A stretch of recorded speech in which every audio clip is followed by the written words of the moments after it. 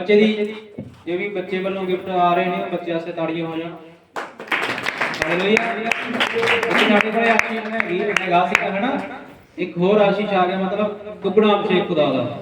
ਇੱਕ ਸਾਡੇ ਕੋਲ ਨਵੀਂ ਵੀ ਆ, ਡਬਲ ਆਸ਼ੀਸ਼ ਵੀ ਹੈ, ਤੇ ਸਾਡੇ ਕੋਲੇ ਖੁਦਾ ਦੇ ਪੁੱਤਰ ਵੀ ਹੈਗੇ ਆ। ਆਮੇਨ। ਇਹ ਨਾ ਸੋਚੋ ਜੇ ਸਾਡੀਆਂ ਬੇਟੀਆਂ ਸਾਡੇ ਬੇਟੇ ਨੇ, ਅਸੀਂ ਆਧਾਰ ਕਾਰਡ ਨਹੀਂ ਚੈੱਕ ਕਰਦੇ, ਅਸੀਂ ਇਹ ਚੈੱਕ ਕਰਦੇ ਜੋ ਸਾਡੇ ਖੁਦਾ ਨੇ ਪੈਦਾ ਕੀਤਾ। Amen. Hallelujah. God bless you.